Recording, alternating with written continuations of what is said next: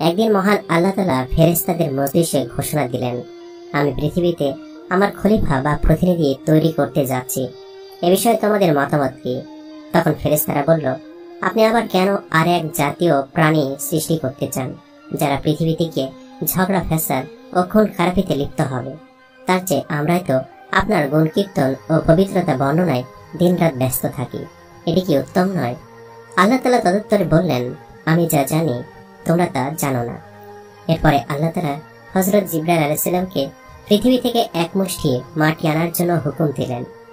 আল্লাহর হুকুম মোতাবেক হযরত জিবরাইল আলাইহিস সালাম পৃথিবীতে এসে যখন মাটি তুললেন, তখন মাটি চিৎকার দিয়ে জিজ্ঞেস করল, হে জিবরাইল আলাইহিস সালাম, তুমি আমাকে কোথায় নিয়ে যাচ্ছ? তখন জিবরাইল আলাইহিস সালাম বললেন, তোমাকে আল্লাহ তাআলার আদেশে বেহেশতে নিয়ে যাচ্ছি। সেখানে তোমার দ্বারা আল্লাহ তাআলা এক নতুন মাখলুক সৃষ্টি করবেন। তখন মাটি বলল, তুমি আমাকে নিও না, আমাকে রেখে দাও। কারণ যে জাতি আল্লাহ সৃষ্টি করবেন তারা আবার নাফরমানি করে আল্লাহ তাআলা শাস্তি ভোগ করবে। আমি তাদের শরীরে থাকলে সে আযাব ভোগ করতে পারবো না। অতএব তুমি এ বিষয়ে আল্লাহ তাআলার নিকট আমার পক্ষ থেকে ক্ষমা প্রার্থনা করো। অতঃপর হযরত জিবরাইল আলাইহিস সালাম মাটির কথা শুনে খালি হাতে আল্লাহর দরবারে ফিরে গেলেন এবং আল্লাহর নিকট মাটির আবেদনের কথা বললেন। তখন আল্লাহ তাআলা হযরত মিকাইল আলাইহিস সালামকে পৃথিবীতে প্রেরণ করেন। তিনিও মাটির কাকুতি মিনতির কারণে খালি হাতে আল্লাহর দরবারে ফিরে গেলেন। এভাবে ইসরাফিলও ফিরে গেলেন। সর্বশেষ হযরত আজরাইল আলাইহিস সালামকে পৃথিবীতে প্রেরণ করা হয় এক মুঠো মাটি আনার জন্য।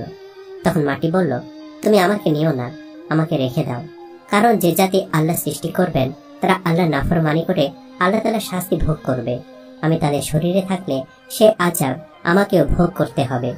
অতএব তুমি এ বিষয়ে আল্লাহ তাআলার নিকট আমার পক্ষ থেকে ক্ষমা প্রার্থনা করো। তখন আজরাইল আলাইহিস সালাম মাটির কথা শুনে বললেন, আমি তোমার কথায় ফেরত যাব না, আল্লাহর আদেশ অবশ্য পালন করব। তাই তিনি মাটি নিয়ে আল্লাহর দরবারে হাজির হলেন। তখন আল্লাহ তাআলা বললেন, হ্যাঁ, তোমার জন্য এতটুকু শক্তি প্রাণ বাঞ্ছনীয়, না হলে তুমি পৃথিবীর সকল প্রাণীর জান কবজ করতে সক্ষম হতে না। যাও, আজ থেকে বনি আদম আলাইহিস সালামের জান কবজের ক্ষমতা তোমাকে অর্পণ করলাম। এরপর মাটিটুকু মক্কা নিকটবর্তী এক পাহাড়ের উপর রেখে দিলেন। সেখানে মাটি বৃষ্টিতে ভিজল এবং রোদে শুকালো। এভাবে কয়েক বছর অতিবাহিত হবার পর মাটি হযরত আদম আলাইহিস সালামের চেহারা রূপ নিল। তখন আল্লাহ তাআলা আদম আলাইহিস সালামের শরীরটাকে বেহেশতে নিয়ে গেলেন এবং সেখানে দীর্ঘদিন রূহবিহীন অবস্থায় পড়ে থাকে। এর মধ্যে ফেরেশতারা এসে মূর্তিরূপী আদম আলাইহিস সালামকে দেখে যেত। একদিন শয়তান এসে আদম আলাইহিস সালামের শরীরটা ভালো করে দেখলো এবং বিদ্রূপের হাসি হাসলো। পরে তার নাক দিয়ে প্রবেশ করে পেটের মধ্যে দিয়ে সব নারী নক্ষত্র তদারক করে আসলো। পরক্ষণে ঘৃণা ভরে থুতু নিক্ষেপ করলো। আল্লাহ তাআলা অত্যন্ত শখ করে এ প্রাণী সৃষ্টি করেছেন এবং এর মর্যাদা সকলের উপরে দান করার কথা ঘোষণা করেছেন। তাতে শয়তান খুব ঈর্ষান্বিত এবং মনে মনে আদম আলাইহিস সালামের প্রতি যথেষ্ট হিংসা পোষণ করতে থাকে। এমনকি ফেরেশতাদের নিকট কথা প্রসঙ্গে বলেছে যে আল্লাহ তাআলা তার সময়ে সৃষ্টি বনি আদম আলাইহিস সালামকে পৃথিবীতে প্রেরণ করার পরে উপযুক্ত প্রতিদান পাবেন। এদের অধিকাংশ মানুষ তার সঙ্গে বেঈমানি করবে এবং তার প্রতি বিদ্রোহ ঘোষণা করবে। তখন আল্লাহ তাআলা বুঝবেন তিনি কি ভুল করেছেন। ফেরেশতারা আজাজিরের মন্তব্য, বিশেষ করে আল্লাহ তাআলার প্রতি তার অশ্রদ্ধার কথা শুনে বলে উঠল, আস্তাগফিরুল্লাহ। একসময় আল্লাহ তাআলা ফেরেশতাগণের মধ্যে সর্বশেষ মর্যাদাবান ফেরেশতা হযরত জিবরাইল আলাইহিস সালাম, হযরত মিকাইল আলাইহিস সালাম, হযরত ইসরাফিল আলাইহিস সালাম ও হযরত আজরাইল আলাইহিস সালামকে হুকুম দিলেন, তোমরা আরশে আজিম থেকে আদম আলাইহিস সালামের রূহ এনে তার দেহের মধ্যে পুরে দাও। অতঃপর ফেরেশতাগণ আল্লাহ তাআলার আদেশক্রমে নূরে মুহাম্মাদী পরিপূর্ণ আদম আলাইহিস সালামের রূহ মূল্যবান হীরা জহরতের পাত্রে করে দেহের নিকটে নিয়ে আসেন। আসমান জমিনের সব ফেরেশতা এসে আনন্দে মাতোয়ারা হয়ে গেল। আল্লাহ তাআলা নিজস্ব এ অনুষ্ঠানে সকল ফেরেশতারা অংশগ্রহণ করল, কিন্তু আজাজিল সেখানে অনুপস্থিত ছিল। এ অনুপস্থিতি দ্বারা তার মনোভাবের অনেকটা প্রকাশ ঘটে। ফেরেশতারা বিষয়টি নিয়ে আলোচনা করছিল। আল্লাহ তাআলা তাদেরকে বললেন, তাকে তার ভাগ্য নিজ হাতে গড়ে নিতে দাও, আর তোমরা তোমাদের কর্তব্য সম্পাদন করে যাও। অতঃপর রূহকে আদম আলাইহিস সালামের শরীরে প্রবিষ্ট হতে বলা হয়। সে বলল, হে রাব্বুল আলামিন, আমি আদম আলাইহিস সালামের রূহ নূরের তৈরি, আর এ শরীরটা মাটির তৈরি, তাই এর মধ্যে আমি কিভাবে থাকব? তখন আল্লাহ বললেন, নূরে মুহাম্মাদের উজ্জ্বলতায় এ মাটির শরীর ও উহার রক্ত মাংস সবকিছু নূরে পরিণত হবে। এরপর আদম আলাইহিস সালামের মাথার উপর রেখে দেওয়া হলো। তখন তার মস্তিষ্ক ও জ্ঞান বুদ্ধির বিকাশ ঘটল। অতঃপর আল্লাহ তাআলা জিব্রাইলকে বললেন, তার শরীরের সব কার্যক্রমগুলোকে বিন্যাস করে দাও। তখন জিব্রাইল আলাইহিস সালাম তার শিরা, উপশিরা, হৃৎপিণ্ড, ফুসফুস ও ধমনীর কার্যগুলো এক এক করে পরিচালনা করে দিলেন। হযরত আদম আলাইহিস সালাম তার শরীরের সবটা সঞ্চালিত ও অঙ্গের কার্যকারিতা পরিপূর্ণভাবে লাভ করতে পেরে সম্মুখে হাঁটার চেষ্টা করলেন। ফেরেশতারা তাকে বাধা দিলেন। তারা বললেন, তোমার শরীর এখন পর্যন্ত নরম, অতএব ক্ষণিক বিশ্রাম করো। শরীরটা ঠিক হলে যেখানে ইচ্ছা গমন করতে পারবে। কিছুক্ষণ পর হযরত আদম আলাইহিস সালাম শরীরের পরিপূর্ণতা লাভ করে প্রথমে একটি হাঁচি দিলেন এবং পাঠ করলেন আলহামদুলিল্লাহ। এটি হযরত আদম আলাইহিস সালামের জীবনের প্রথম বাক্য। আল্লাহ তাআলা এ সময় বললেন, ইয়া রাহমাকুমুল্লাহ। পরবর্তী সময় মুসলমানদের জন্য হাসির পরে আলহামদুলিল্লাহ বলা এবং শ্রোতাদের ইয়া রাহমাকুমুল্লাহ বলা সুন্নাত হিসেবে গণ্য হয়। হযরত আদম আলাইহিস সালামের জীবন লাভ করার অনুষ্ঠানে জমিন আসমানের সকল ফেরেশতারা হর্ষোৎফুল্ল মনে হাজির ছিলেন। আজরাজিলকে সেখানে ডাকা হলো। হযরত আদম আলাইহিস সালাম নিজ অস্তিত্ব লাভের শুকরিয়া হিসেবে 2 রাকাত নামাজ আদায় করলেন। ফেরেশতাগণের সকলেই আদম আলাইহিস সালামের সাথে নামাজ আদায় করলেন। অতঃপর হযরত আদম আলাইহিস সালামকে আল্লাহ তাআলার আদেশক্রমে জান্নাতুল ফেরদাউসে নিয়ে যাওয়া হয়। সেখানে হযরত আদম আলাইহিস সালামকে পূর্ণ স্বাধীনভাবে চলা, থাকা ও উপভোগের অধিকার দেওয়া হলো। হযরত আদম আলাইহিস সালাম বেহেশতের অফুরন্ত নিয়ামতের মধ্য থেকে দিনরাত শুধু ইবাদত বন্দিগির মাধ্যমে কাটাতেন। বেহেশতের হুর গোলমানেরা তাকে ভ্রমণের আনন্দ গ্রহণের জন্য নতুন নতুন পথ দেখালেন। কিন্তু হযরত আদম আলাইহিস সালাম কোনো কিছুর দিকে তেমন আকৃষ্ট হলেন না। শুধু ইবাদত বন্দিগি ও নীরবে বসে সময় কাটিয়ে দিতেন। প্রাণী জগতের চিরাচরিত স্বভাব থেকে তিনি মুক্ত থাকতে পারলেন না। তিনি বেহেশতের অফুরন্ত নিয়ামতের মধ্যে থেকেও সঙ্গী সাথীর অভাব বোধ করলেন। তাই তিনি নিরাপদ জীবন যাপন করে যেতে লাগলেন। আল্লাহ তাআলা এ বিষয়ে অবগত ছিলেন। তাই একদিন তিনি জিবরাইল আলাইহিস সালামকে আদম আলাইহিস সালামের নিকট প্রেরণ করলেন।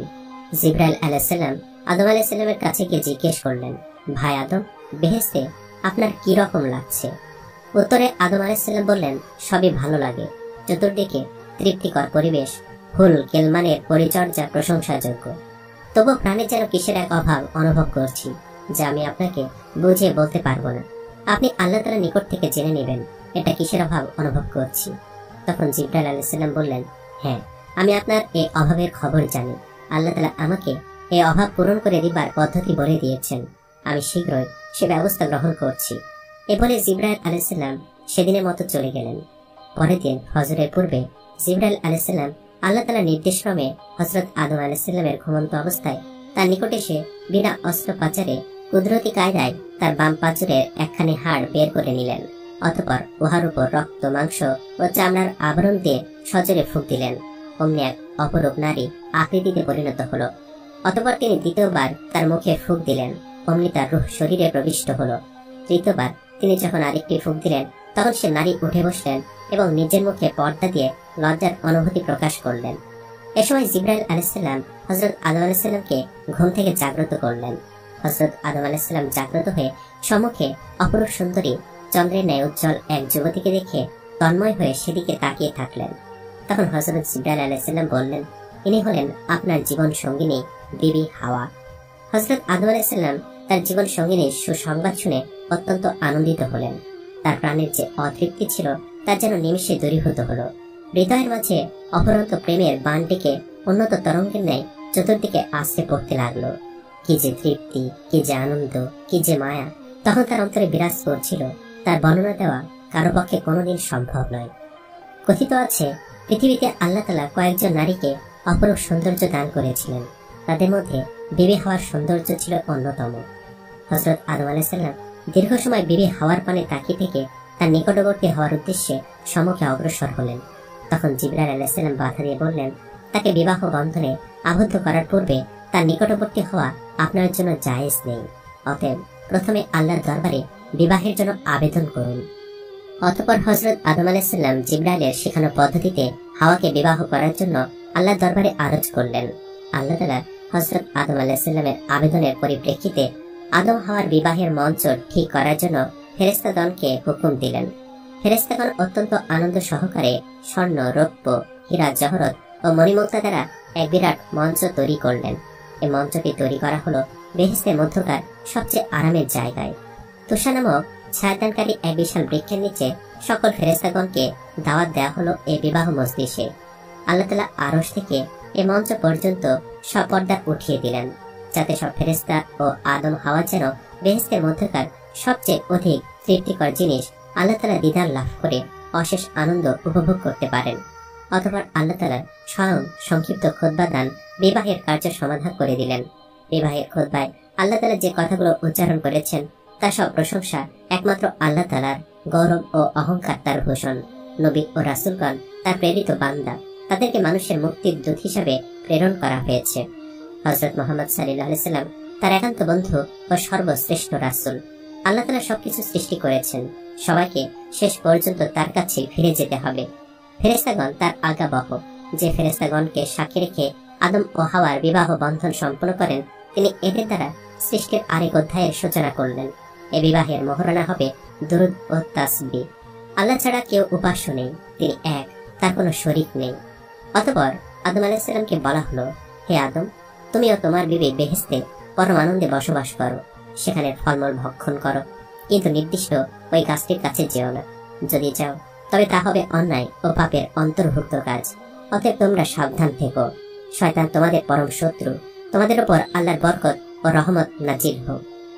হযরত আদম ও হাওয়া বিবাহ অনুষ্ঠানের পরে পাঠ করলেন, হে মহান প্রভু, আমরা তোমার গুণগান করে জীবন কাটাতে চাই। তুমি মহান, তুমি ছাড়া আমাদের আর কোনো উপাস্য নেই, তোমার সাহায্য ছাড়া কারো রক্ষার পথ নেই। তুমি আমাদেরকে তোমার রহমতের ছায়া দান করো, আমিন। বিবাহের পরে হযরত আদম আলাইহিস সালাম বিবি হাওয়াকে স্পর্শ করার জন্য যখন অগ্রসর হলেন, তখন তাকে বাধা দেওয়া হলো এবং বলা হলো, প্রথমে বিবির মোহরানা আদায় করো এবং তারপরে তাকে স্পর্শ করো। তখন হযরত আদম আলাইহিস সালাম বললেন, হে খোদা, আমি কি দিয়ে এ মোহরানা আদায় করব? তখন তাকে বলে দেওয়া হলো, তুমি শেষ নবী মুহাম্মদ সাল্লাল্লাহু আলাইহি সাল্লামের উপর অন্তত 10 বার দরুদ শরীফ পাঠ করো, তাহলে তোমার পক্ষ থেকে মোহরানা আদায় হয়ে যাবে। তখন আদম আলাইহিস সালাম 10 বার দরুদ শরীফ পাঠ করলেন এবং নবী মুহাম্মদ সাল্লাল্লাহু আলাইহি সাল্লামের কালেমা পাঠ করে তার দিন গ্রহণ করলেন। মানব জাতির মধ্যে সর্বপ্রথম হযরত আদম আলাইহিস সালাম নবী মুহাম্মদ সাল্লাল্লাহু আলাইহি সাল্লামের উপর ঈমান আনেন এবং তার উম্মতের অন্তর্ভুক্ত হন। সূত্র: কুরআনের শ্রেষ্ঠ কাহিনী।